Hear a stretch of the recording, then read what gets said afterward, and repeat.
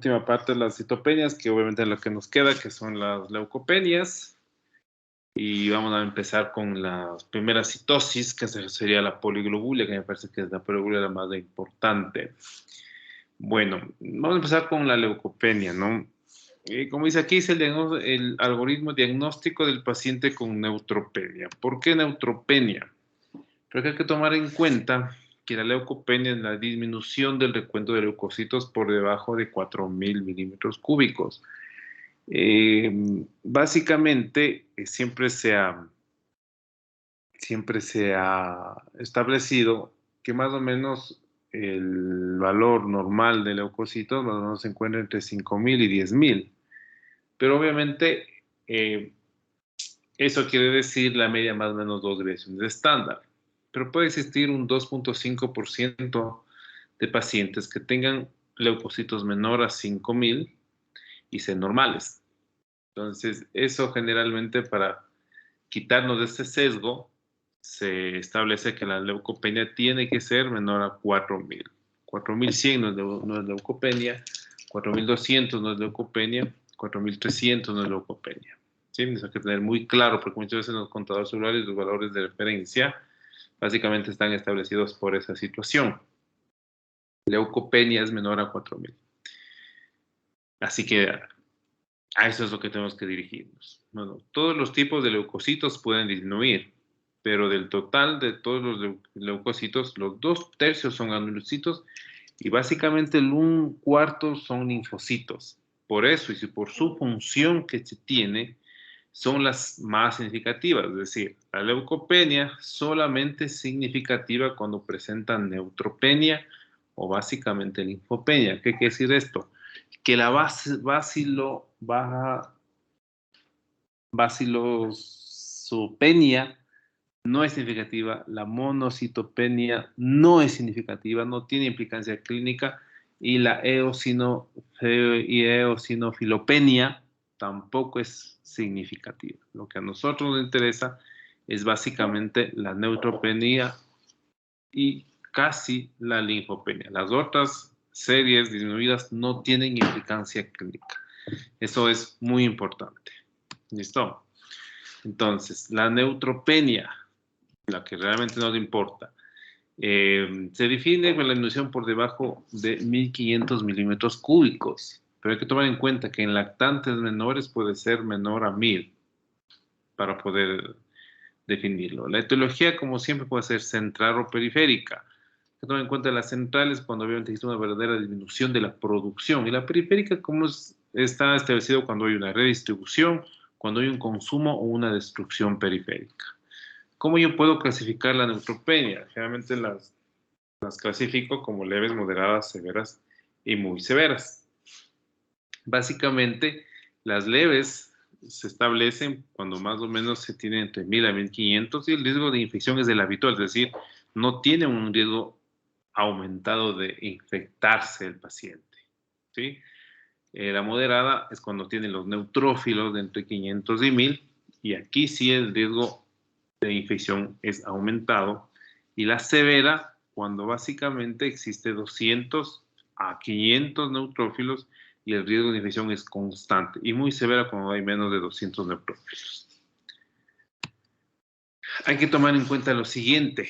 La neutropenia, es decir, neutrófilos, menores a 1.500.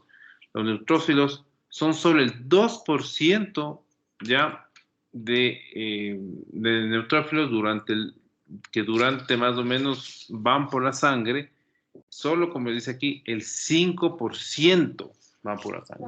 Todo lo demás está básicamente dirigido en lo que se conoce como el pool marginal, el pool central, ¿sí? Y en los tejidos que se tienen. Como pueden ver en esta situación, la médula ósea para poder producir los glóbulos blancos tipo neutrófilos, más o menos dura de 7 a 10 días, ¿no?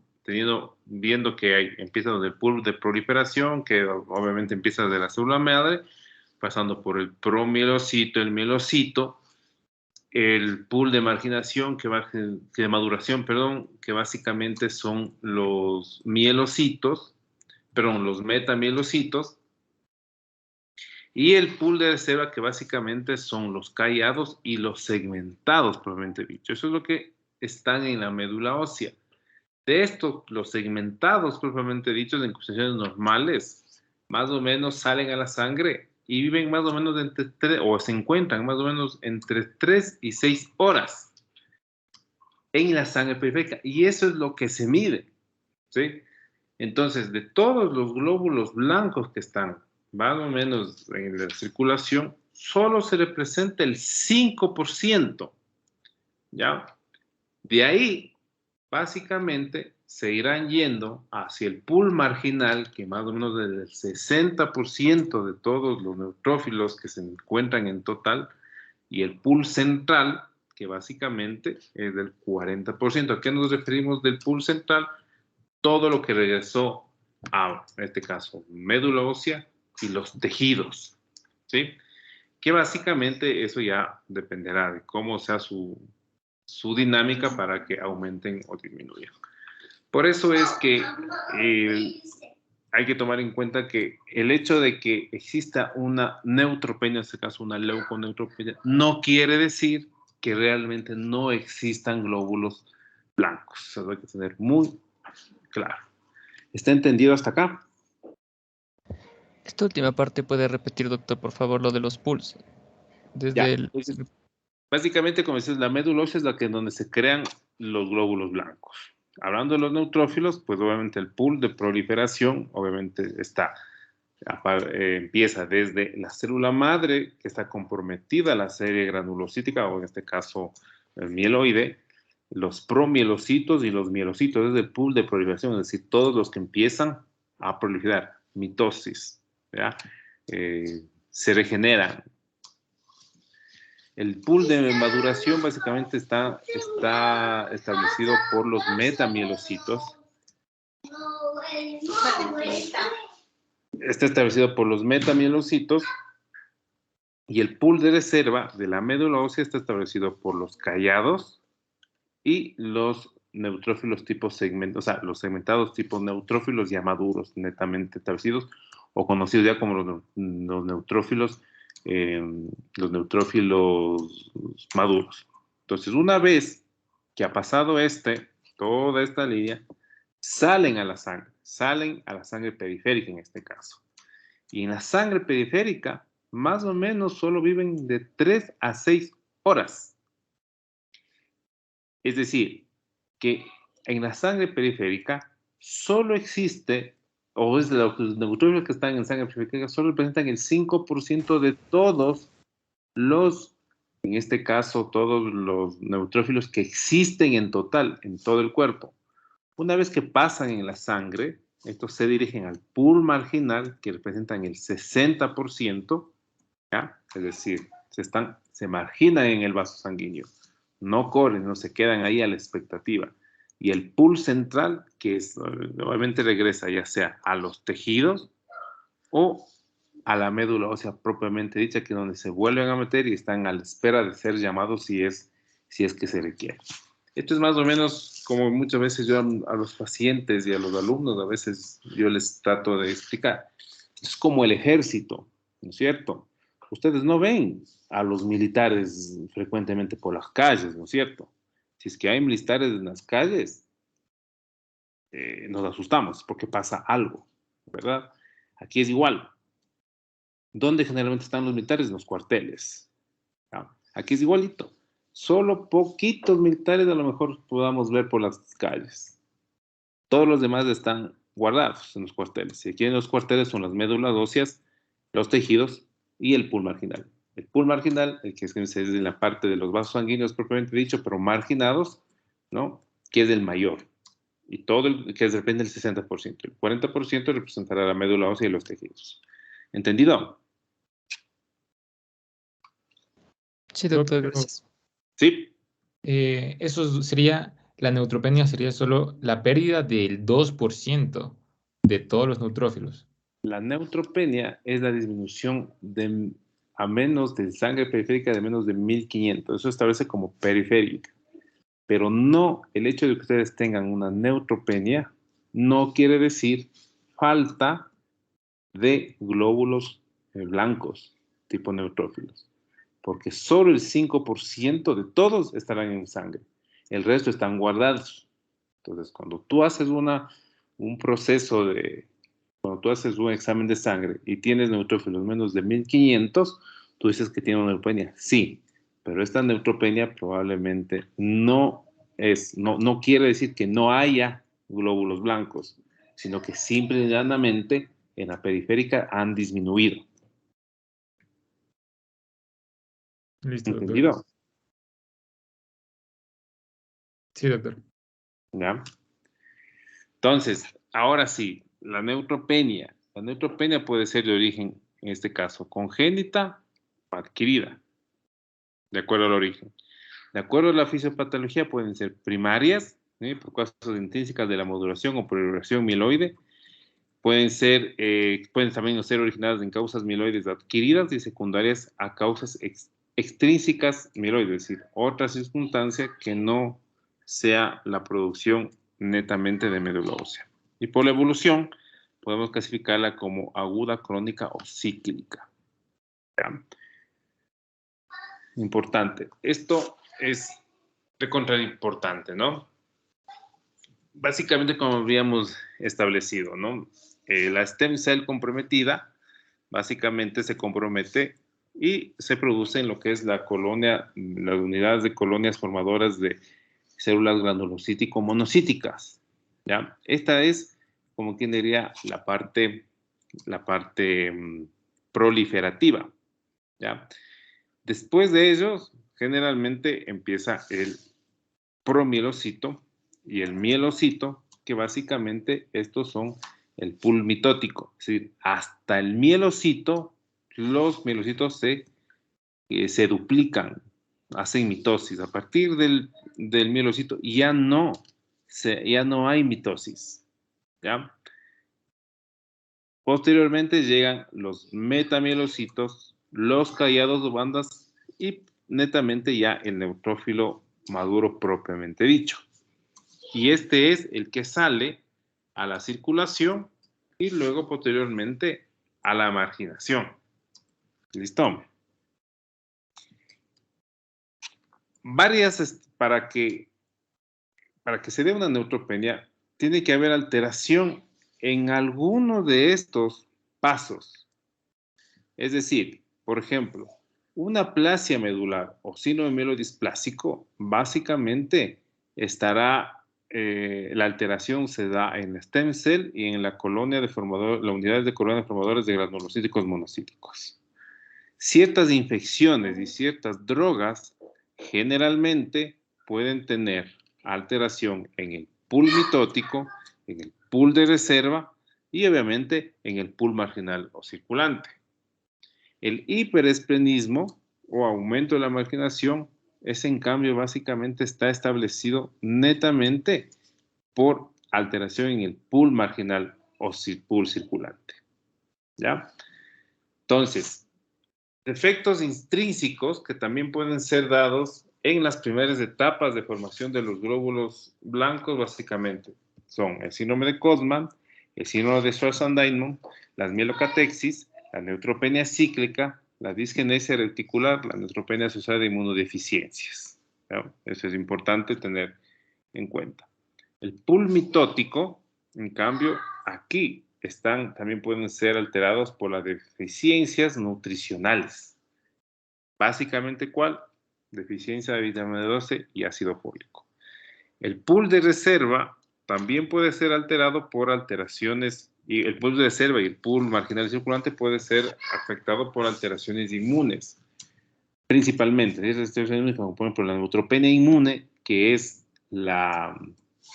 como quien dirá, es la misma enfermedad que la anemia hemolítica autoinmune, que la trombocitopenia inmune, que habíamos visto, pero en este caso dirigida a neutrófilos.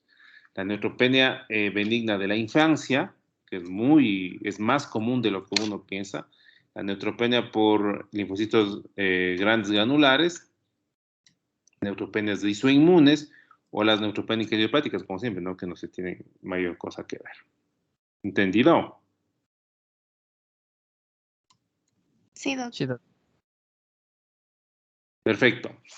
Entonces, básicamente, de acuerdo al origen, sea las neutropenias primarias en este caso. Obviamente, las neutropenias primarias son muy raras, ¿no? Y generalmente se dan en la infancia y básicamente se presentan como neutropénicas congénitas severas, como neutropenia psíquica, como el síndrome de Schwarz-Diamond, como la miocarditis, y las otras, ¿no? Por ejemplo, infecciones, alteraciones por enfermedades ligadas al X, la IgM, básicamente ese tipo de insuficiencias. Y en los jóvenes adultos, básicamente las primarias pueden presentarse como la neutropenia cíclica, la neutropenia crónica idiopática y la neutropenia crónica autoinmune. ¿Ya? O sea, es la típica, pues decía, enfermedad que puede ser parecida a la trombocitopenia inmune y a la anemia hemolítica autoinmune. ¿Sí? ¿Preguntas hasta acá?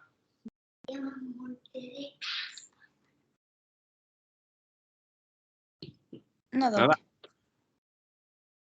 Bueno, espero que sea verdad.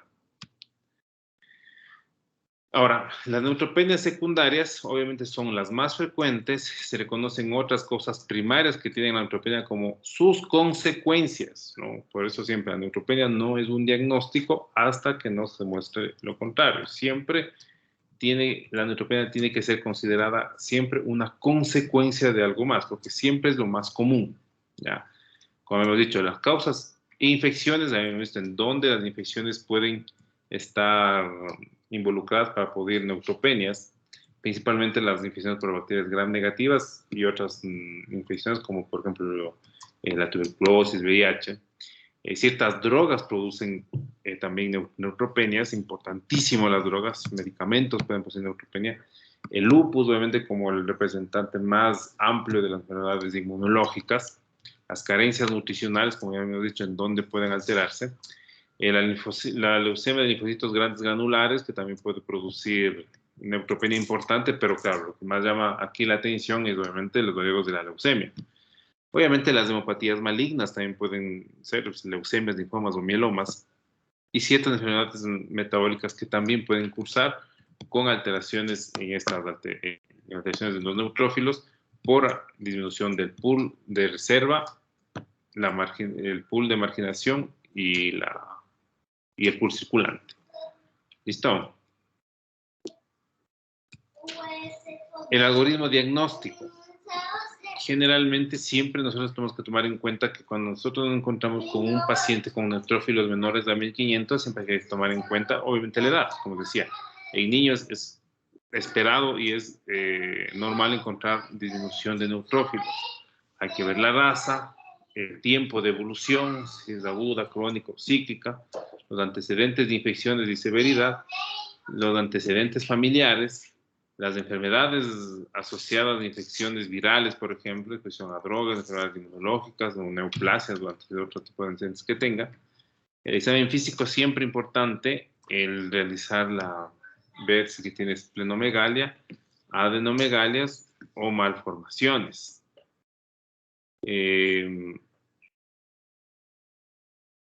Sí, hay que ver signos de enfermedad asociada y signos de infecciones actual también es importante. Y obviamente el hemograma, ¿no? Obviamente la biometría, que básicamente tiene que tomar en cuenta que existe el que confirma la neutropenia, que debe ser aislada, alteraciones morfológicas de los glóbulos blancos también importantísimo, y la presencia de células patológicas o otras células alteradas como linfocitos granulares, y obviamente también nos ayuda a expresar la severidad. La neutropenia, el algoritmo diagnóstico, obviamente, ¿no? Si tenemos una citopenia única, asintomática, con polimorfos nucleares mayores a 500, pues hay que ver si existe ciclicidad o no. Es decir, probablemente estos son momentáneos y después de otro tiempo vuelve a aparecer. Hay que ver si tiene signos y síntomas de colagenopatías, a veces que hay HIV, ciertas infecciones, ¿sí? Hay que ver si hay veces que hay antecedentes de otras enfermedades virales o drogas. Y si es que es aislada y asintomática, lo que se hace básicamente es repetir el hemograma más o menos a las 3 semanas, cada 3 semanas, durante 6 semanas, en el caso para ver si es que hay ciclicidad. Si existe síntomas de colagenopatía, pues obviamente hay que hacer el laboratorio y el seguimiento de estas enfermedades y de estas infecciones. Si hay antecedentes de drogas que puedan producir esta incursión, se suspende la droga y se hace un control a ver si suspendiendo las drogas que probablemente tengan asociadas a la neutropenia, los leucocitos mejoran. Básicamente, en lo que es drogas, ¿no? Tenemos un montón de drogas que pueden ocasionar este tipo de alteraciones. Por ejemplo, el benceno, los citostáticos, el clorfenicol, las sales de oro, las fenotiacidas, las carbamazepinas y las sulfasalicinas, básicamente pueden producir leuconeutropenia por alteración tanto en el compartimento proliferativo como en el pulmitótico. En cambio, básicamente, la clopramamida, la clozapina, las sulfonamidas, el propetiruracilo, la aminopirina, el levamisol y la difenhidramina pueden producir leuconeutropenia por alteraciones en el pool de reserva. ¿Sí? Aquí tenemos básicamente las drogas que más se han asociado a granulostosis, es decir, a neutropenias, especialmente la dipirona, conocida también como el metamizol. Y, espera un momentito. Ya, es muy importante, el metamizol o dipirona producen bastantes alteraciones de dilución de los neutrófilos. El cotrimoxazol, importante también. La penicilina y sus derivados también. Ojo con la hidroclorotiazida, también produce lo mismo. Carbamazepina también produce lo mismo. Inclusive el paracetamol puede provocar un poco de leucopenia. Importante siempre tomar en cuenta el antecedente de las drogas y los medicamentos que generalmente pueden estar asociados a estas circunstancias. Ojo, miren la cefalosporina también. ¿Listo? Ya, básicamente cuando existen estas circunstancias y que al momento de hacer el control vemos que se resuelve, bueno, ya, entonces sabemos que era un proceso secundario o asociado a cualquiera de las alteraciones que habíamos mencionado. Si no se resuelve, en cambio, sí, obviamente, ahí sí tenemos que realizar una punción, aspiración de médula ósea y una biopsia de médula ósea de acuerdo a los procesos, hacer un estudio genético en citometría de flujo o un estudios moleculares. Hay que tomar en cuenta si hay citopenias no únicas, es decir, que no solo hay neutropenias, se asocian anemias y también se asocian plaquetopenias, los pacientes o no hay algún proceso de infecciones o síntomas o tiene síntomas sistémicos, también deberían ser realizados directamente la punción de aspiración de médula ósea. Sí, y claro, ya la punción de aspiración de médula ósea podríamos encontrarnos con una hipoplasia con freno temprano en su maduración, ¿sí? Podemos encontrarnos con una médula ósea celular con freno tardío, ¿sí? Podemos encontrarnos con una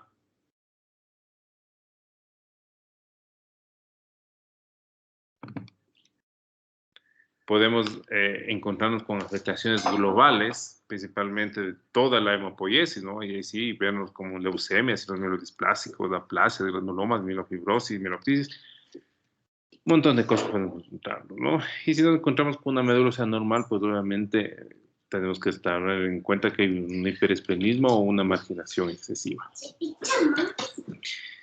Hay que tomar en cuenta,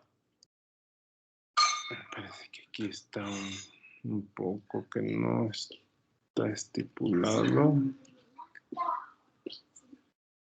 Sí, no está estipulado, pero hay que tomar en cuenta que una médula ósea, perdón, una neutropenia con menor de 500 neutrófilos per se ya uno tiene que asumir que hay una baja reserva medular. Ahí sí ya no puedo pensar que a lo mejor la producción sea totalmente normal, ¿sí? Eso también es muy importante, ¿ya? Ahora, el paciente del manejo neutropénico, ¿no? El principal preocupación es el riesgo de infección. Siempre hay que correlacionar el riesgo con el recuento. Es buena cuando el pool de reserva en médula ósea está disminuido, no si está normal o alto. Es decir, que yo tengo una proliferación, una evidencia de neutrófilos muy bajos en periferia, pero tengo un buen pool de reserva, pues el riesgo no es aumentado, más bien no pasará absolutamente nada. Se puede considerar como un paciente normal. El paciente que debuta con una neutropenia febril, es decir, que el paciente que ya está con alteraciones febriles, ciertos síntomas de infección y con leucocitos bajos, pues siempre hay que pensarlo que los precursores en la médula ósea están disminuidos, es decir, no tienen una buena reserva. Y como siempre hay que tener el contexto clínico, hay que ver si es que hay drogas que se irrumpen las barreras de inmunodeficiencia asociadas y a las comorbilidades que pueden tomar estos pacientes, muy importante. Ya, básicamente en estos pacientes se utiliza un score, ¿no? Que se llama el MASSC, que básicamente es el que me va a mí a establecer, me va a ayudar a establecer el paciente de alto riesgo, el paciente de bajo riesgo de complicaciones cuando se presenta un paciente con neutropenia febril. Se ve muchos aspectos, ¿no? Como por ejemplo el impacto de la neutropenia, es decir, no es lo mismo que tenga síntomas o síntomas leves, que sea sin síntomas, síntomas leves, si el paciente presenta con hipotensión, si el paciente tiene POC, ¿no? Si hay antecedentes de algún tumor sólido o neoplasia hematológica, la deshidratación también es importante, el requerimiento de fluidos integrales, el impacto de la neutropenia con síntomas moderados también tiene su rol, si el paciente está ambulatorio y la edad. Todo eso nos da unos ciertos puntajes, ¿no? Y un score mayor o igual a 21 indica que es un paciente de bajo riesgo. Paciente que tenga score menos de 20 son pacientes de alto riesgo y deberían ser tratados como que si fueran pacientes con alto riesgo de infección y deberían recibir antibiótico-terapia profiláctica en este caso, ¿no? Ya, básicamente con eso, con respecto a lo más importante, como les decía, las neutropenias. ¿Alguna pregunta con respecto a esto? Doc, si las penicilinas y cefalosporinas causaban estas neutropenias, ¿que se suspendería el tratamiento antibiótico? O sea, claro, porque, o sea, no lo suspendes de una, porque, por ejemplo, si tú estás teniendo una celulitis, ¿ya? O te caso una faringoamigdalitis estreptocócica o lo que se le parezca, o por ejemplo tienes un tratamiento con respecto a una glomerulonefritis por estreptocócica. Tú puedes empezar el tratamiento y básicamente suspenderás si es que la neutropenia es importante. Pero una neutropenia por este tipo de enfermedades, si es que no presenta neutrófilos menores de 500, no tienes por qué suspenderlos. Continúa el tratamiento y se verá una vez que termine el tratamiento al suspender la medicación a ver si que recupera o no.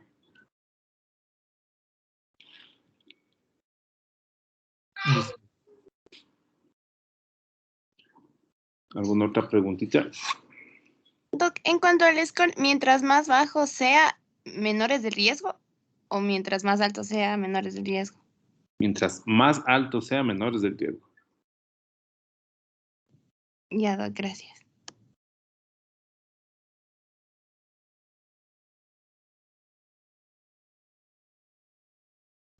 Y usted también mencionó algo de la raza. ¿En qué razas encontraríamos neutropenia?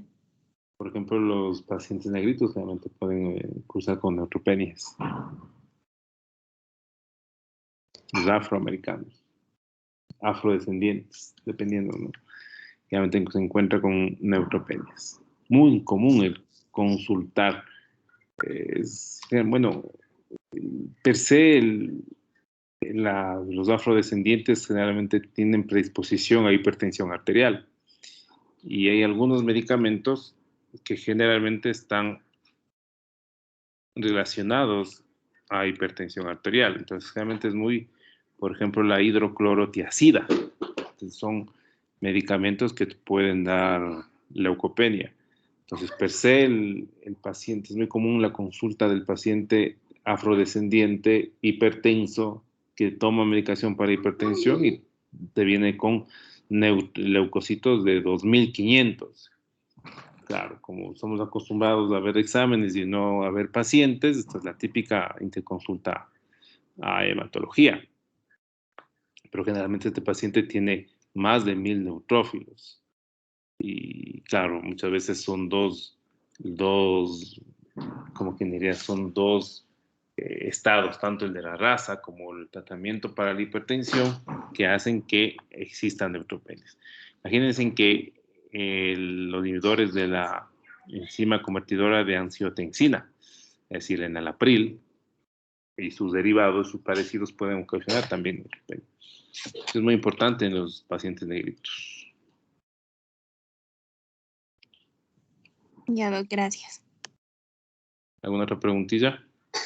Sí, Doc, nos había mencionado que en los niños tiende a disminuir un poco. Entonces, ¿cuál sería más o menos ya el límite para considerar que ya un niño tiene neutropenia? Un niño con menor de 1000 neutrófilos, recién le consideras neutropénico. Listo, gracias, Doc. También consultas muy frecuentes, ¿no? Pacientes de 4 años que tienen procesos atópicos, son medios alérgicos, que cada 15 días están moqueando y tos y fiebres, en teoría, según las mamás, ¿no? Van donde el médico general les manda al pediatra, el pediatra también ve, y como no puede explicar, o sea, no alcanza a explicarles por qué le dan esas circunstancias, la típica, sin ton ni son, biometría hemática, leucocitos de 3200. No, a hematología porque pasa esto, no, es normal. Un niño puede presentar esto, ¿ya? Y tienen neutrófilos de 1100, de 1200. Esperado, es normal. Puede ser parte de el proceso de crecimiento. Entonces es muy importante tener este tipo de cosas. No es, por eso la importancia de poder establecer y poder abordar bien una biometría hemática, ¿no? No es tan fácil, ¿no? Ahora, quítale a la mamá de solamente que están bien los glóbulos blancos, ¿no? ¿Por qué? Porque obviamente en el bendito examen, el valor de referencia dice que tiene que estar entre 4000 y 10000 los neutrófilos. Y mi hijo tiene 1200, está mal, tiene algo, debe tener leucemia, doctor, sí saben decir. Quítenles de la cabeza que no es así, muy difícil. Y eso muchas veces también lo inicia el pediatra, porque también el pediatra muchas veces, en su afán de poder explicar, a veces no puede explicar ciertas cosas. Muchas cosas no se pueden explicar. Entonces es algo que hay que tomar muy en cuenta esa situación. ¿Alguna otra preguntita?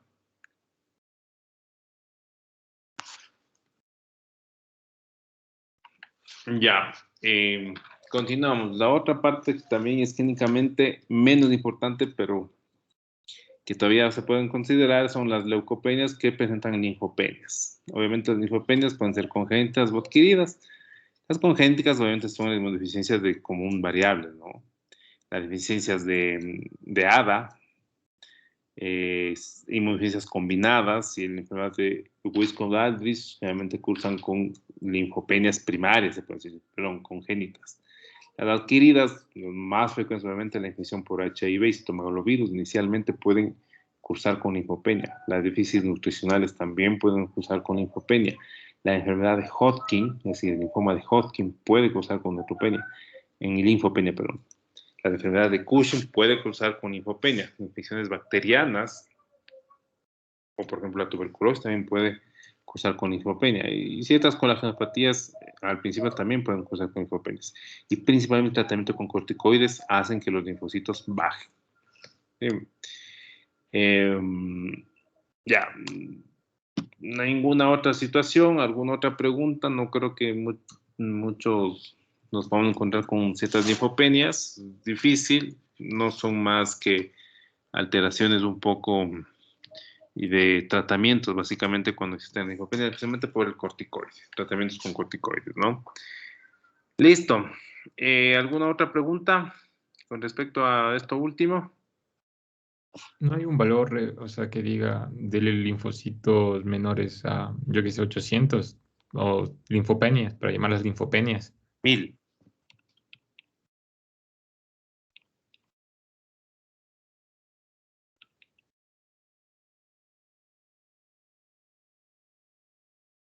Neutropenia menor a 1500. Linfopenia menor a 1000. Estos Ah, ya. son Sí, los sí. U2. ¿Listo? Teniendo en cuenta que en los niños, neutropenia menor a 1000. 1100 normal. 1200 normal. ¿Listo? Sí, Doc, gracias. ¿Ya? ¿Alguna otra preguntita? Doc, ¿y en niños cuánto sería linfopenia?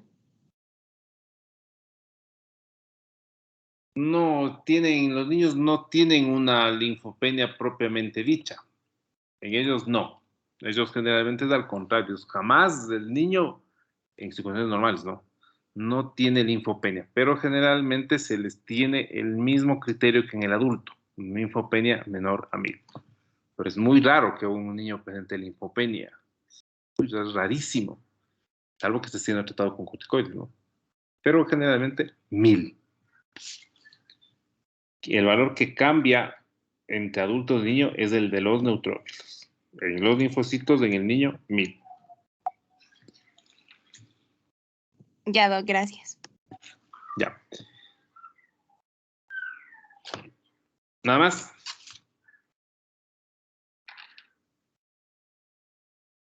No, Doc. No. Entonces no me van a estar diciendo, busque un hematólogo porque el niño tiene 3000 leucocitos con 1200 neutrófilos. No, Doc. No, no es cierto. No, Doc. Ya, perfecto.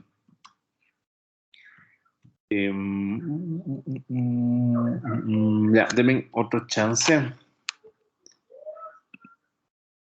Que ahora voy a dar otra cosa que también me apasiona. Pero me apasiona es para hablarles. La bendita sangre espesa.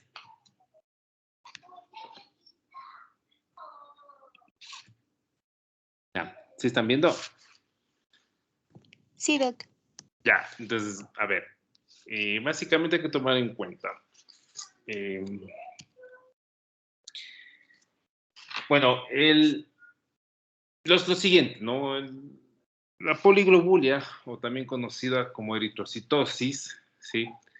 Es el aumento del volumen total de hematíes en sangre. Ojo que se refiere a volumen total de hematíes en sangre, ¿no?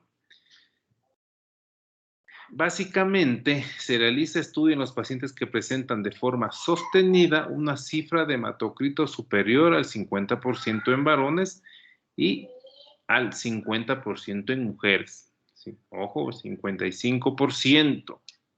No es ni 48, ni 52, ni 53, ni 54.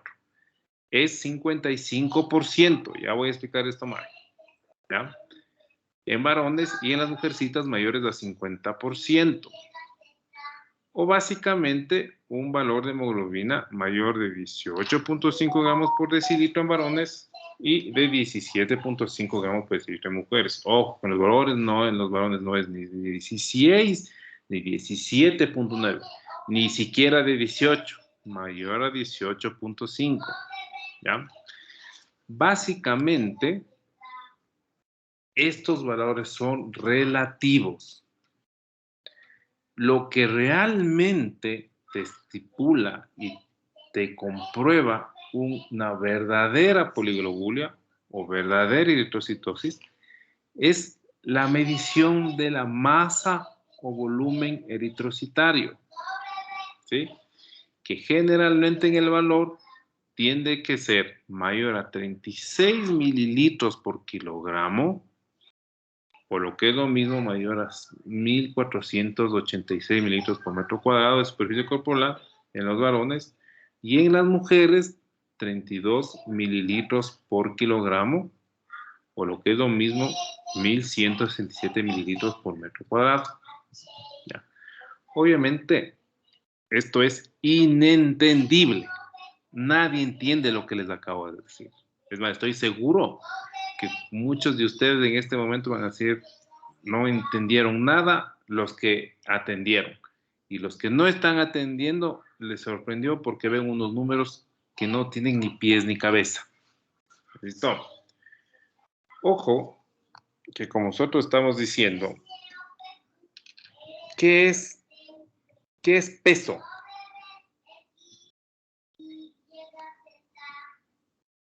¿Alguien puede decir qué es peso?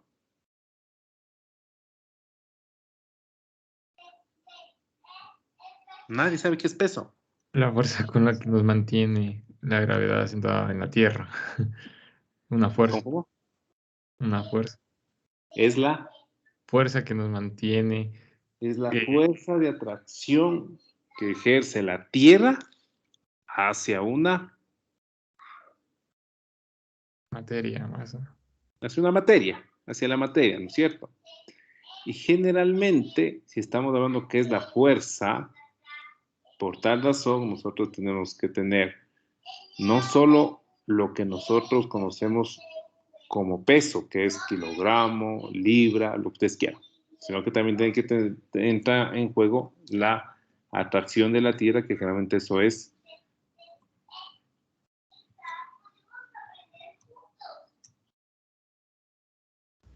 Aceleración. la aceleración. ¿Y en qué se mide la aceleración?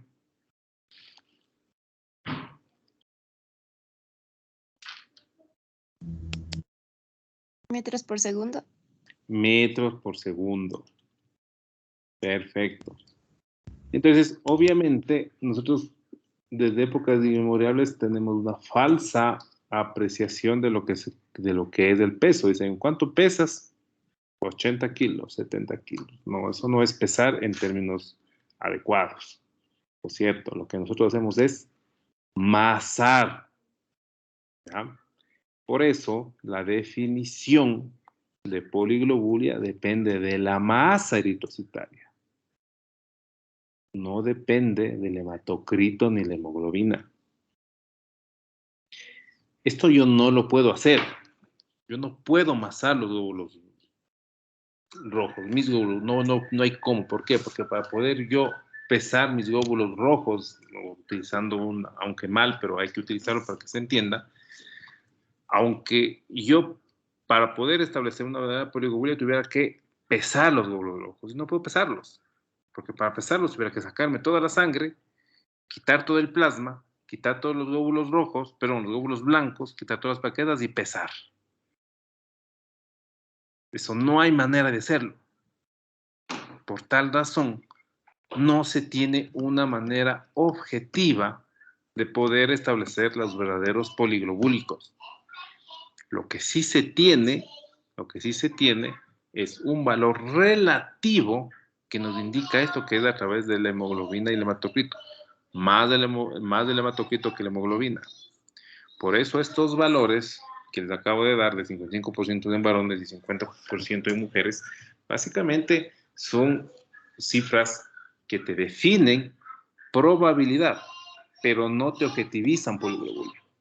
Puede haber pacientes con hematocritos de 58% y ser normales y no tener sangre espesa. A ellos tendríamos que medirles la masa o volumen eritrocitario. ¿Está entendido esto?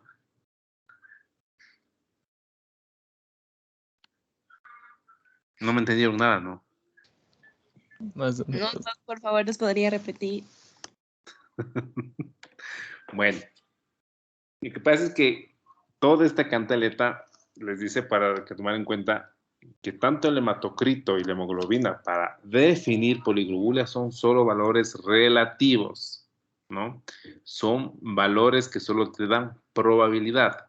La única manera para poder nosotros establecer poliglobulia es masar los eritrocitos y relacionarlos con el volumen eritrocitario.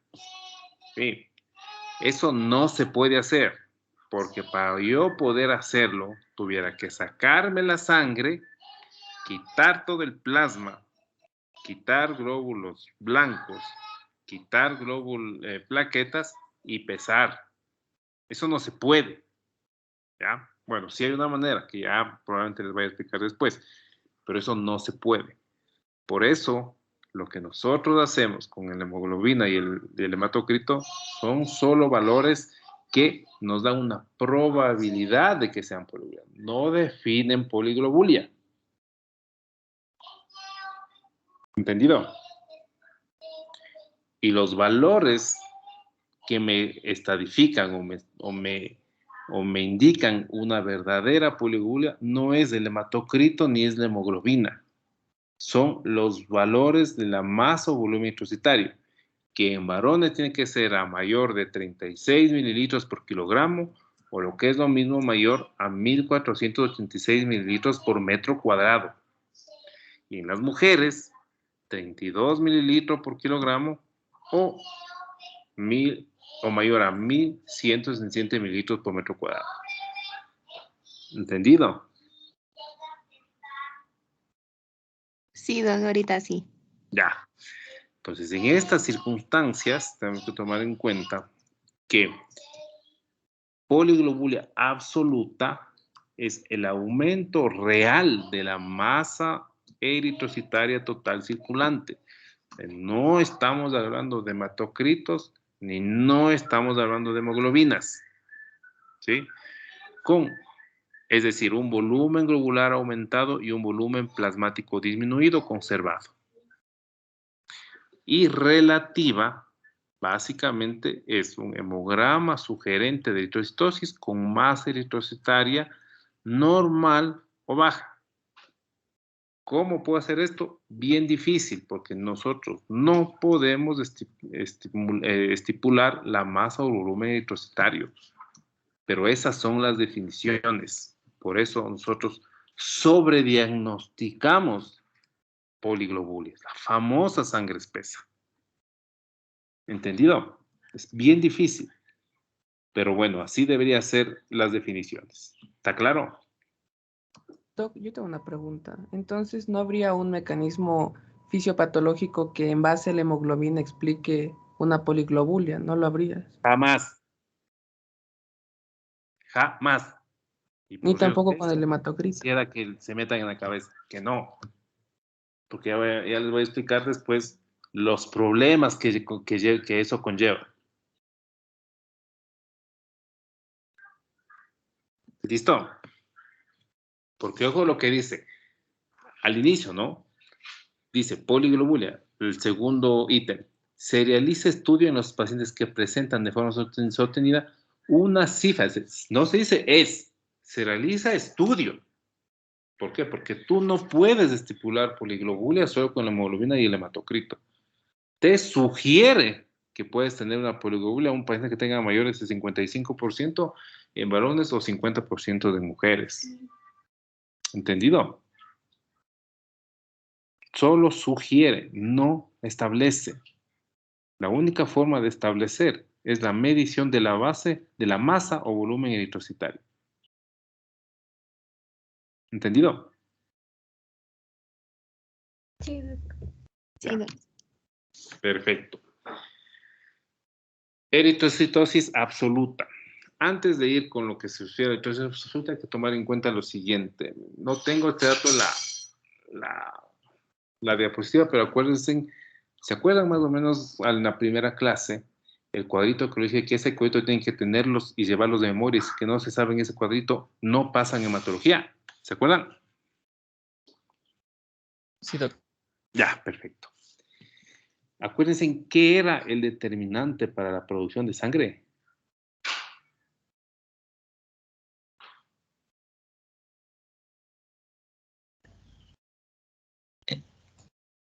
¿Aló? El oxígeno. Perfecto. Es el oxígeno. Aquí no es ni el hierro, ni la carne, ni las verduras de hojas verdes. No, es el oxígeno. A más oxígeno, menos sangre. A menos oxígeno, más sangre. ¿Entendido? Entonces, ahora sí, si por alguna circunstancia nuestro pulmón no oxigena convenientemente la sangre, eso hace que los receptores de la eritropoyetina, perdón, los receptores de oxígeno, los vasoreceptores que se encuentran en las células yuxtaglomerulares del riñón, produzcan eritropoyetina. Ese es el desencadenante. No hay oxígeno, pues la eritropoyetina aumenta. Entonces, obviamente, esta eritropoyetina que está sintetizada en el riñón y en el hígado estimula la formación de colonias de eritroides y en la médula ósea, produciendo proliferación de eritroblastos, incrementando los reticulocitos circulantes, acorta el tiempo de paso de eritroblastos a reticulocitos, y todos estos efectos lo hace gracias a la señalización de un mecanismo que se conoce como de la vía del JAK2 STAT5, ¿ya?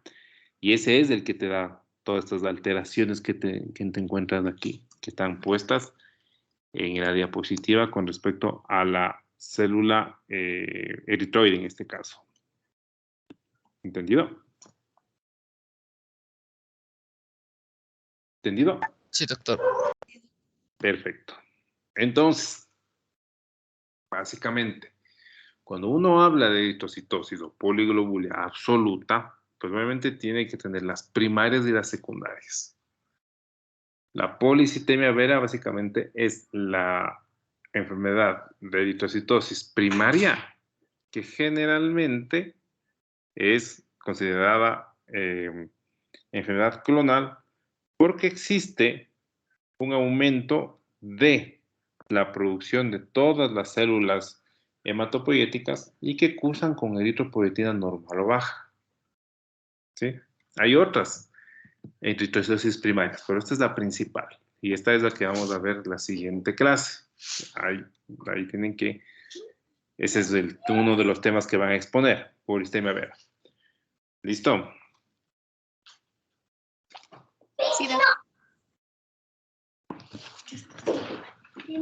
Perdón, un rato.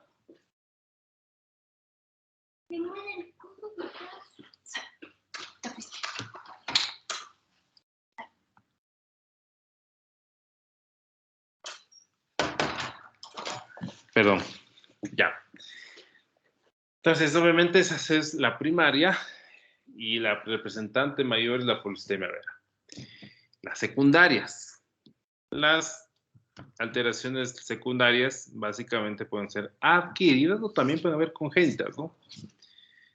Las adquiridas básicamente son las mediadas por eritropoyetina y las no mediadas por eritropoyetina. Entonces, obviamente, las mediadas por eritropoyetina, ¿quiénes serán las importantes? Las que produzcan más eritropoyetina. ¿Y qué es lo que produce más eritropoyetina? Las hipoxias, ¿sí? La hipoxia central o renal. La hipoxia central, el EPOC, la polistemia del fumador, el síndrome de hipoventilación, conocido también como apnea obstructiva del sueño, la intoxicación por E2, la obstrucción derecha e izquierda en el corazoncito y obviamente la altitud, ¿ya? Y las renales, estenosis de la arteria renal, estadios finales estadios final de la insuficiencia renal crónica, la hidronefosis y la enfermedad poliquística renal. Son patologías que te producen aumento de eritropoyetina por hipoxia central y renal. ¿Qué otras alteraciones pueden producir aumento de eritropoyetina? Básicamente las neoplasias. El hepatocarcinoma te puede producir aumento de eritropoyetina. El cáncer de riñón, obviamente, el feocromocitoma, el carcinoma adenoma de paratiroides, el leiomioma de útero, la hemangioblastoma de cerebelo y el meningioma. Aquí me falta uno, principalmente la cáncer de próstata. También produce el típico paciente que tiene sangre espesa que tiene es un cáncer de próstata. ¿Ya? Y obviamente los pacientes que se colocan eritropoyetina exógena, ¿no? Que quienes básicamente hacen esto, algunos deportistas tramposos o los que van al gimnasio que necesitan un poco más de fuerza y se colocan eritropoyetina para aumentar masa muscular y aumento de la masa muscular total para sus diferentes actividades. ¿Listo? Y las no mediadas por eritropoyetina, ¿sí? Ciertas endocrinopatías, ciertos esteroides anabólicos, ojo, los pacientes que van a los gimnasios, que hacen fisicoculturismo, y los fármacos. Y obviamente la idiopática, pero generalmente la idiopática está muy en relación con la altitud. ¿Listo? ¿Preguntas hasta aquí? Doc, ¿y cuánto subiría o variaría la eritropoyetina con la altitud? ¿Cómo? ¿Cuánto subiría la eritropoyetina con la altitud? No, pues es que obviamente a más altura, menos presión atmosférica. Al tener menos presión atmosférica en altura, el oxígeno difunde menos. Eso te provoca una hipoxia de altitud y eso te aumenta la eritropoyetina. Y obviamente te aumenta la producción de sangre en este caso.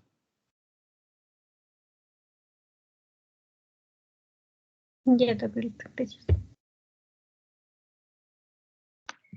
¿Alguna otra pregunta?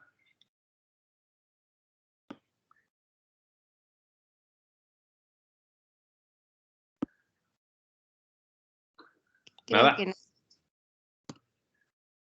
Ya. Y de las secundarias que nos habían quedado también eran las hereditarias. Hay ciertas alteraciones hereditarias que te pueden producir poliglobulia verdadera, ¿no? Por ejemplo, hemoglobinupatías de alta afinidad al oxígeno, es decir, o sea, entra bien el oxígeno, pero agarra la hemoglobina y el oxígeno, no lo suelta y te produce una pseudohipoxia y eso hace que te aumente la producción de sangre, ¿no?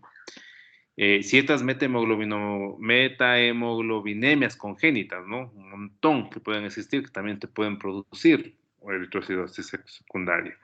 Deficiencia de la dextrosbifosfoglicerasa mutasa, las mutaciones de Von y Pelindau, la polisistema de Chubak, las mutaciones de receptores de eritropoyetina y otras, que siempre hay otras ahí que no se entienden, también pueden ser consideradas como, pueden darte eritrocitosis absoluta, pero de característica secundaria. ¿Listo? Ahora vamos con lo más importante, la eritrocitosis relativa o pseudoeritrocitosis. Esta es la típica posibilidad de poder estar el típico paciente diagnosticado de poliglobulia o de famosa sangre espesa. ¿Qué se puede confundir con eritrocitosis? La microcitosis. ¿Ya? La microcitosis es el incremento de microcitos en sangre periférica con disminución del volumen corpuscular medio. Esto generalmente genera que haya más glóbulos rojos, es decir, los glóbulos rojos están de lo que supuestamente son normal hasta 5 millones, pueden tener 6 millones, 7 millones, y falsamente, como no entienden qué es la poliglobulia, dicen, no, está en la sangre espesa porque tiene más glóbulos rojos. No, no es así. Acuérdense cuando nosotros habíamos comentado que el valor del número de glóbulos rojos clínicamente es irrelevante. Me sirve el número de glóbulos rojos a mí, solo me sirve para hacer los cálculos de los índices hematimétricos. Esto no me sirve para establecer ni anemia, peor para establecer poliglobulia. ¿Ya? Eso es fácil, la gente se confunde, no la gente, los médicos se confunden.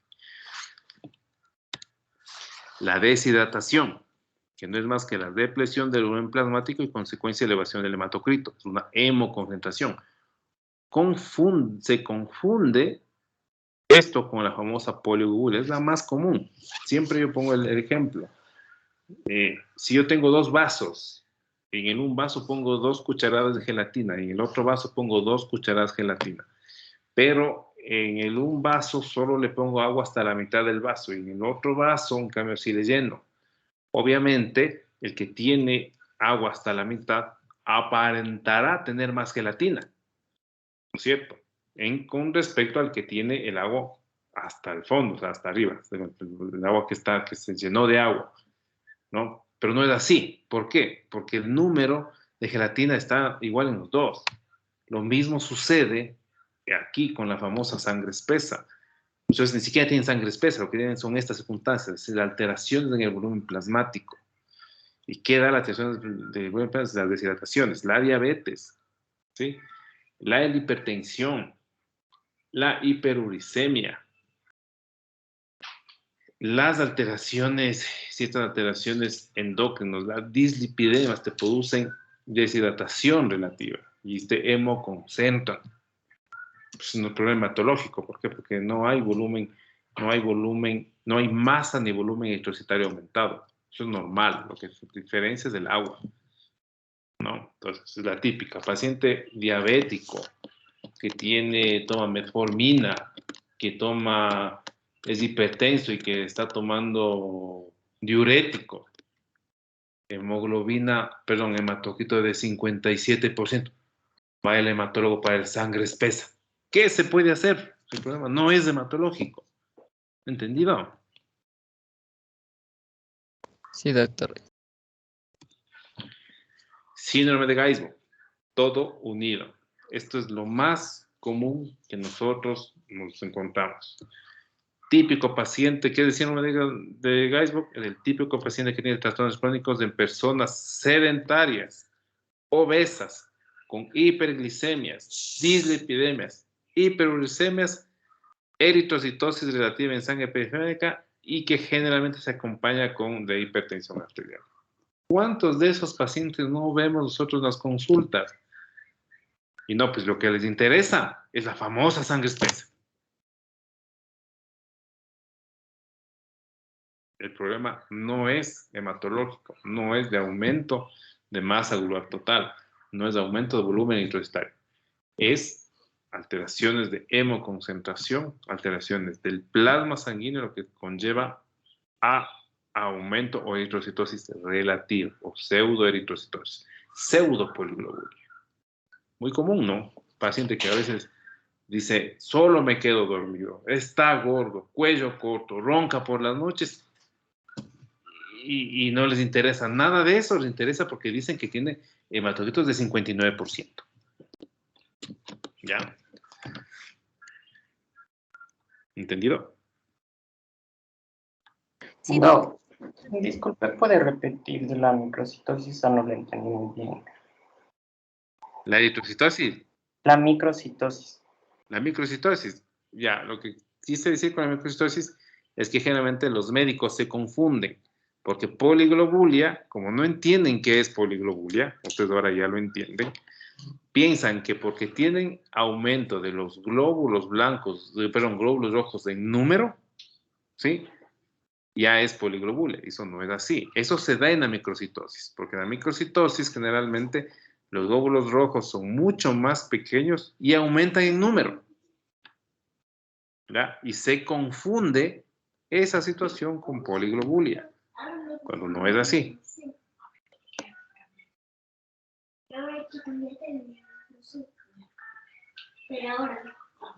¿Entendido?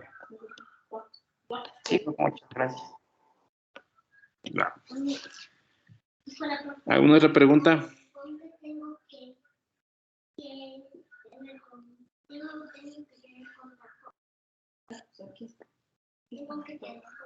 Nada.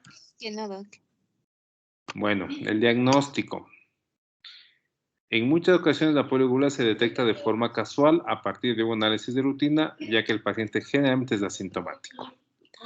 En caso de sospecha, es decir, aumento de hematocrito o hemoglobina, se debe realizar una anamnesis de población dirigidas, así como las pruebas complementarias necesarias para su confirmación.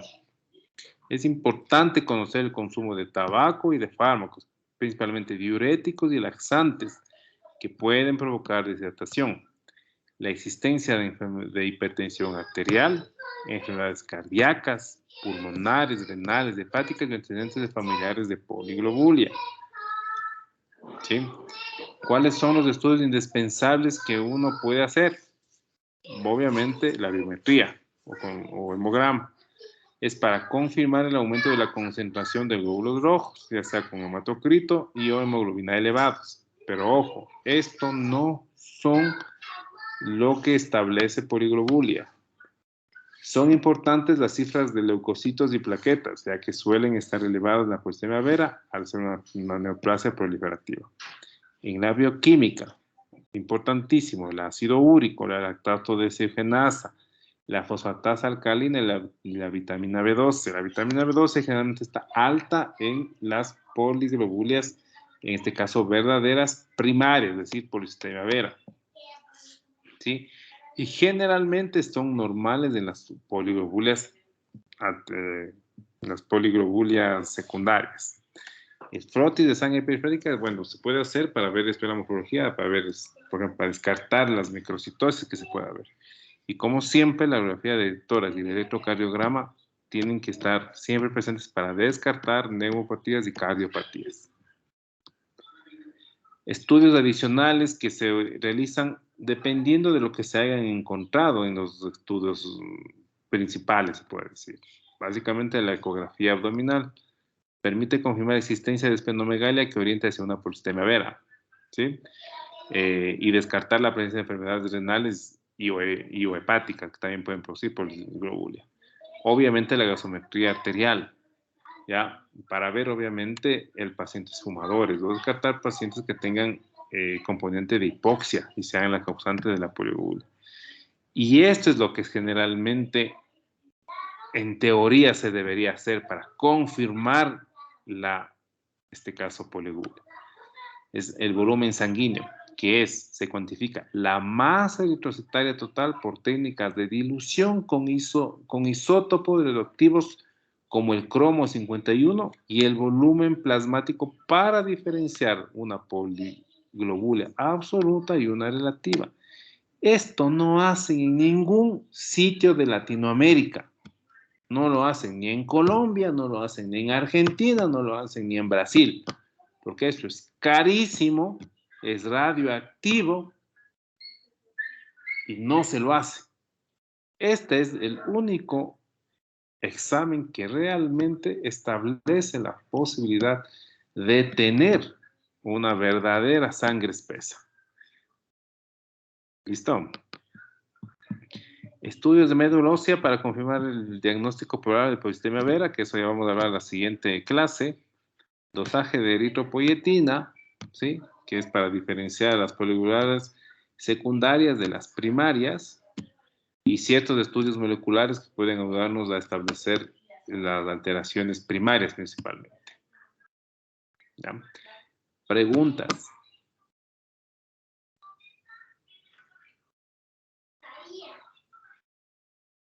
A ver, póngase los tacos.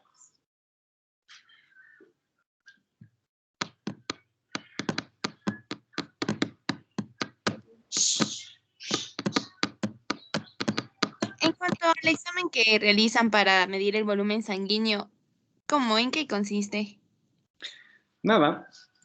Coges un isotipo, o sea, un isotipo radioactivo, el cromo 51, te lo inyectas y hay que esperar a que todo ese cromo se une a cada eritrocito circulante de tu cuerpo, el circulante. ¿Ya? Eso genera una radiación que puede ser captada por ciertos aparatos que traducen la radiación emitida y se la transforma o sea, la interpreta como el peso. Y eso a través de computadoras te dan la medición en este caso. Ya, Doc, gracias. ¿Alguna otra pregunta?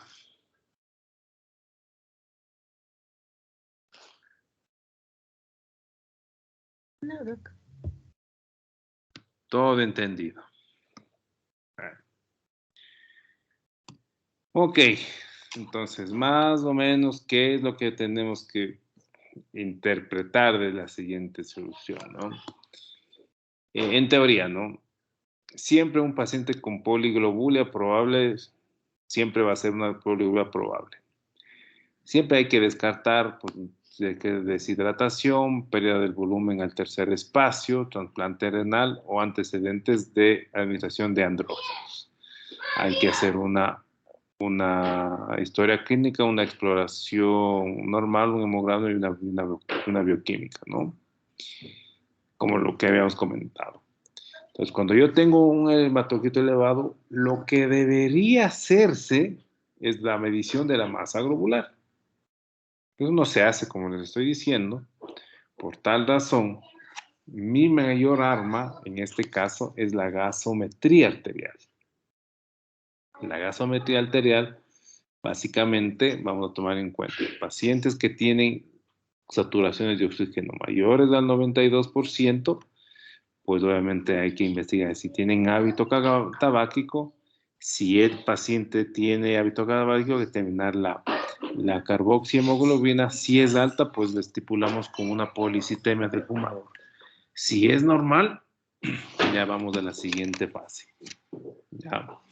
Si la saturación es mayor al 92% y no tiene hábito tabáquico, lo que nosotros tenemos que hacer es la determinación de eritropoyetina. Si la determinación de la eritropoyetina es normal o baja, generalmente tenemos que ir a determinar la masa globular total. Como no tenemos la masa globular total para hacer, generalmente tenemos que pensar, si es la eritropoyetina baja, podemos pensar en una polistemia vera o hemoglobinopatías. Si en cambio la eritropoyetina es alta, pues obviamente hay que pensar en altura, alteraciones de la altura, alteraciones de POC, hipoventilación alveolar, cortocircuito izquierda-derecha, hemangioma cavernoso, fibrosis pulmonar. ¿Sí? También otro tipo de alteraciones como eritropoyetina alta, neoplasia de enfermedad renal, la administración exógena de eritropoyetina o mutación del receptor. Importante. Sí. Si la eritropoyetina, como diría, es baja, ya. No, esa conversación. Si la eritropoyetina es baja, se puede pensar en una policitemia vera o una policitemia primaria. Listo. Preguntas. Doc, ¿por qué se le considera a la saturación de oxígeno mayor al 92% o menor al 92%? ¿Para qué? ¿Cómo que para qué? ¿Qué se está observando ahí? La saturación, ¿cómo podría seguirnos un curso diagnóstico? No entiendo muy bien eso. No entiendo tu pregunta, compañero.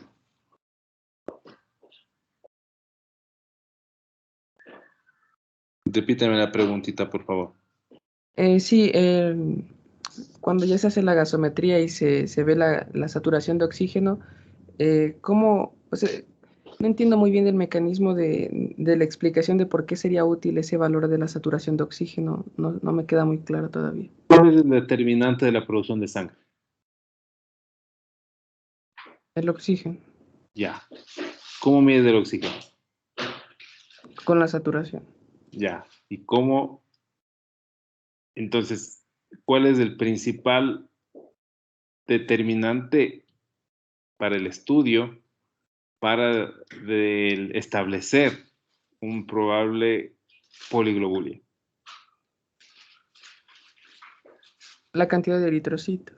No, pues que ven, o sea, ahí está, ahí cuando estoy hablando, y me dicen que no hay preguntas, que sí entienden, y tú me contestas la cantidad de eritrocitos cuando he dicho 25,000 veces en la presentación que el número de eritrocitos no genera ningún tipo de significancia clínica.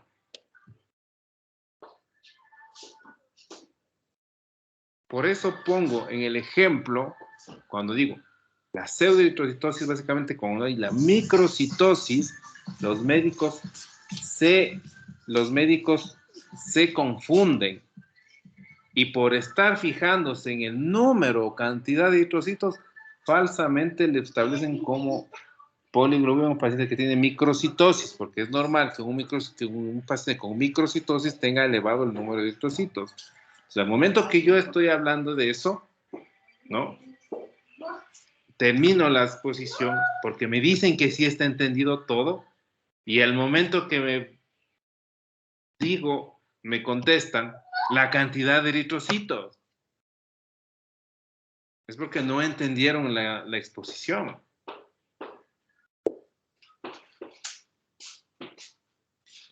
¿Entendido? Doc, yo tengo una pregunta. No, espérate, quiero que el compañero que me hizo la pregunta que ve si entendió. Lo que pasa es que no entendió.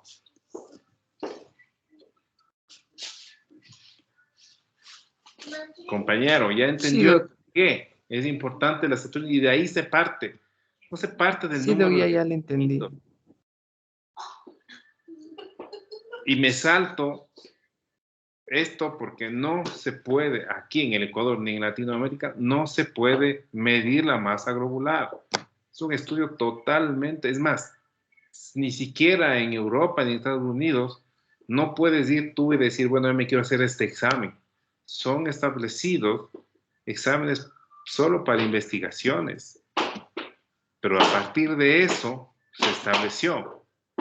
Por eso, cuando inicio la exposición, estoy dirigido y pongo mucho énfasis en que el aumento del hematocrito y la hemoglobina no me determina poliglobulia. Solo me da una probabilidad. Y eso quiero que se quede bien en claro para que no se cometan todos los errores que se cometen ahora. Un montón de pacientes sobrediagnosticados de poliglobulia. Un montón de pacientes que andan por la ciudad, me digo ciudad porque esto sucede en las ciudades de altura, que necesitan de hacerse sangrías cuando no las necesitan. Que les dicen que tienen que hacer sangrías una vez por semana hasta que le baje la hemoglobina y después vienen peor. Claro, ¿por qué? Porque le sacan sangre, disminuye la oxigenación y la médula se empieza a producir más. Pacientes que empezaron con hemoglobinas de 52%, hematocritos por el 52%, quedan totalmente normales, que empiezan a hacerse sus famosas sangrías y ahora están con hematocritos del 60-62% y sin saber qué hacer.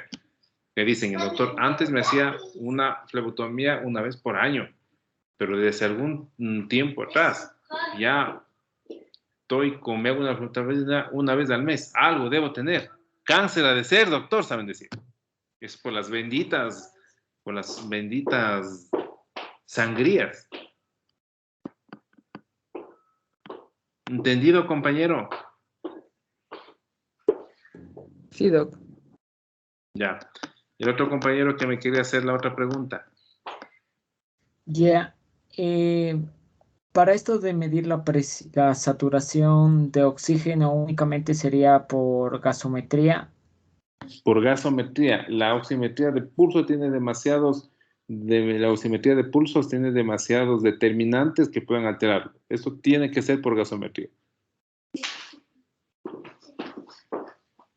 Ya, doctor, gracias.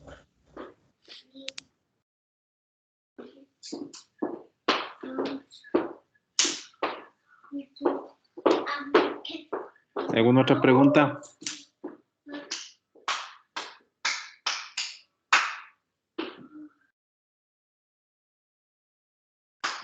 Creo que ya no. Nada.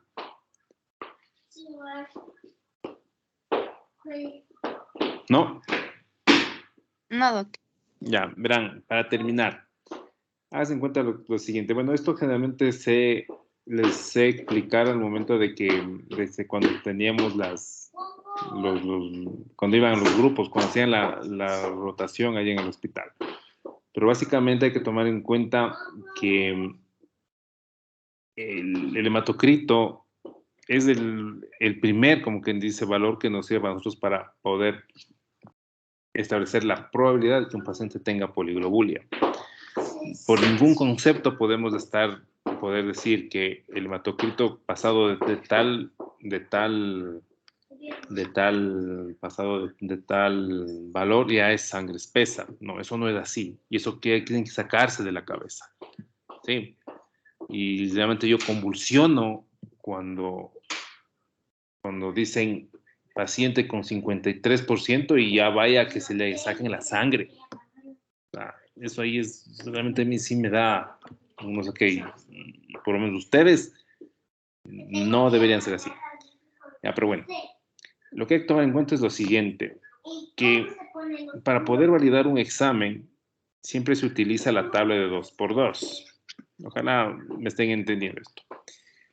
Pero al principio nosotros hablamos que todo paciente varón principalmente, hablamos de los varones, es normal totalmente encontrar hematocritos hasta del 55%. Todo lo que sea del 50% o mayor se considera una probabilidad de que sean poliglobúlicas. Ya dependerá después de tu trabajo diagnóstico si puedes estipular si realmente es un verdadero poliglobúlico o no. ¿Ya? Pero un paciente que tenga hematocritos de entre 55 y 60% pueden ser cualquier cosa. O sea, pueden ser básicamente pacientes que son hipertensos, hiperuricémicos, que tienen síndrome de Gais, que no son poliglobúlicos verdaderos, ¿ya? Pero sí está estipulado que un paciente con hematocrito mayor de 60% tiene la posibilidad en un 97.5% de ser catalogado como un verdadero poliglobúlico. Es decir, que un paciente yo lo considero normal hasta 55%. Estamos hablando a más de 2.000 metros de altura, ¿no? Por favor. ¿Ya? Pero un poliglobúlico verdadero ya lo considero a un paciente que tenga hematocritos mayores al 60%. ¿Qué quiere decir eso? Que yo tengo una zona gris que está entre 55 y 60. ¿A qué se refiere esta zona gris? Todos estos pacientes que tienen hematocritos de entre 55% y 60% son pacientes que no les puedo considerar normales, pero tampoco les puedo decir que sean poliglobúlicos. En ellos es importantísimo establecerles las consecuencias de lo que acabamos de hablar. Deshidrataciones, síndrome de Geisbock, altura, EPOC, ese tipo de circunstancias, ¿no? ¿Por qué? Porque se comete el error de al paciente que tiene estos valores de hematocrito, mandarle a hacer las famosas sangrías. Y las sangrías lo que producen es disminución del aporte de oxígeno. ¿Por qué? Porque el paciente está funcionando en teoría bien. Si tú le sacas sangre y si es una médula ósea indemne, la médula ósea piensa que tiene que duplicar o triplicar su producción. Y los pacientes que empiezan a hacerse sangrías, flebotomías con frecuencia, de lo que tenían hematocrito del 52%, empiezan a tener progresivamente 52, 56, 58, 60. Primer error. Segundo error. En ningún momento de toda mi exposición he utilizado la palabra hierro. ¿Ya? La producción de sangre, la poliglobulia, no tiene nada que ver con el hierro. Por eso, otro error que se les pone es las famosas islas a decirles que no coman verduras de hojas verdes. No tiene nada que ver. El déficit de hierro produce anemia, sí, pero el exceso de hierro no produce poliglobulia. Confunden la poliglobulia con la hemocromatosis, que son cosas muy diferentes, y tienden a tratar de hacer tratamientos a poliglobúlicos como hemocromatosis. No tiene nada que ver. Una cosa no es lo mismo. Un paciente con hemocromatosis puede cursar con anemia, más no con poliglobulia. ¿Está claro? Sí, doc. Sí, doc. Preguntas.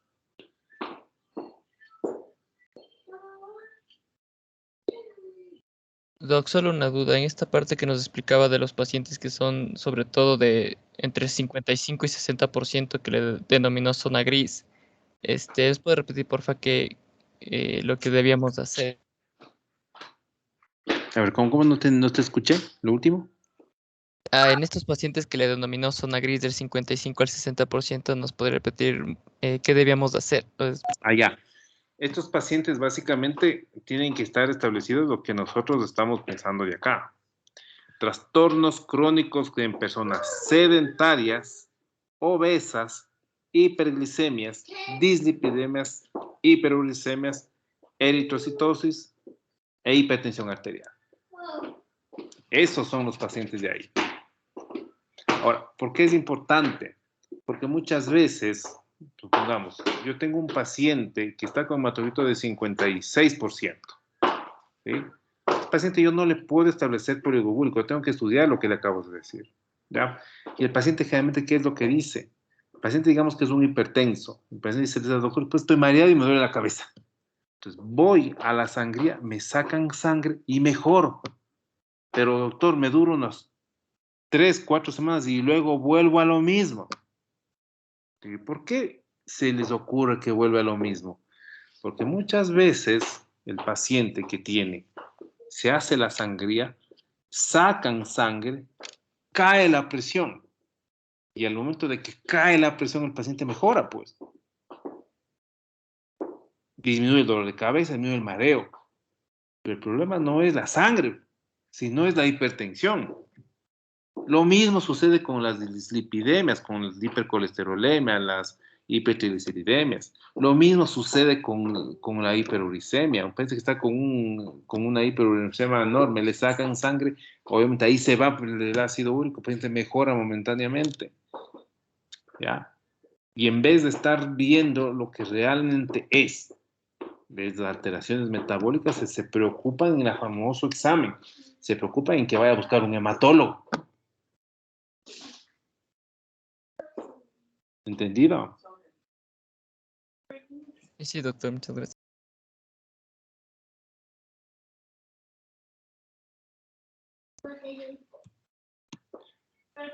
¿Alguna otra pregunta?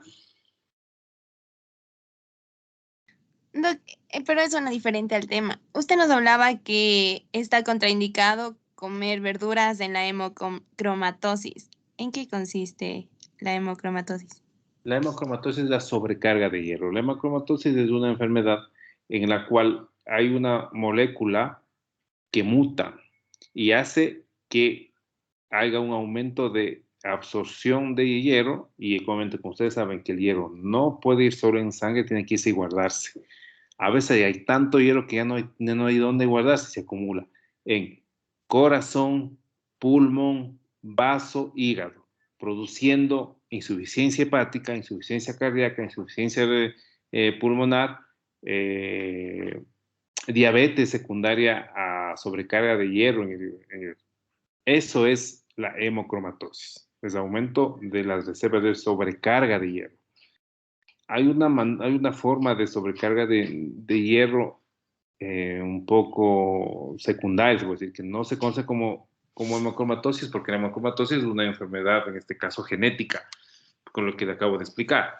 Pero, por ejemplo, el paciente con talasemia mayor, por ejemplo, lo que ya hemos conversado, las grandes cantidades de transfusiones sanguíneas hacen que el hierro no tenga dónde irse.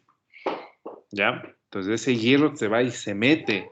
Entonces es lo que produce las alteraciones, lo que produce esta sobrecarga de hierro y todas estas complicaciones clínicas. En esos pacientes se le da los quelantes de hierro pues, para poder eliminar el hierro. ¿Ya? En el caso de la hemocromatosis, no es muy práctico los quelantes de hierro. La única manera de poder quelar ese hierro es con sangrías. Entonces en ellos sí se le hace las sangrías una vez cada semana hasta conseguir hematocritos menores a 45%. Sí, pues, pero no por el hematocrito, sino por el hierro. Ya, Doc, gracias. ¿Entendido? Sí, Doc. Ya, ¿alguna otra pregunta?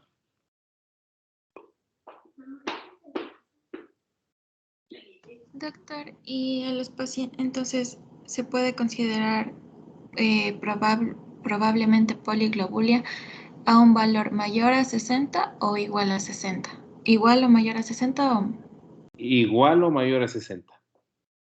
Ah, ya. Gracias, Doc.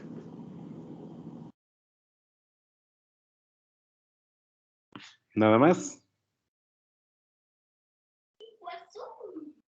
Creo que no. Ya. Listo, entonces la próxima semana igual no. Vamos policitemia vera. Yo doy, en este caso, trombocitosis y doy una introducción de leucocitosis. Ah, no, miento. No, miento, estoy mal. No, mañana vemos policitemia vera que exponen ustedes. Yo doy trombocitosis y el otro grupo da trombocitosis esencial. Ya, Doc. ¿Sí o Y, no? Doc, disculpe, ¿podríamos recuperar la clase el día martes? No sé, ahí vemos. Ya, entonces ahí cualquier cosa. Ya listo. Ya, Doc, una preguntita también. Con respecto al examen, ya acabaríamos ahorita de ver estos temas. ¿Ya daríamos el primero o daríamos un examen al final de todos los temas? No, cuando cuándo les deben tomar las devoluciones del primer EMI? ¿Ya esta semana? Sí, entre estas fechas. Está. Entonces hay que coordinar para un día así mismo, no el día de clase, no, obviamente. Otro Ya, día para poder hacer el examen de primer EMI. listo. Listo, ya. Ok, Ya, Doc. entonces nos vemos. Ya, muchas gracias, doctor. Hasta luego, pasen bien. Hasta luego. Gracias, doctor. Hasta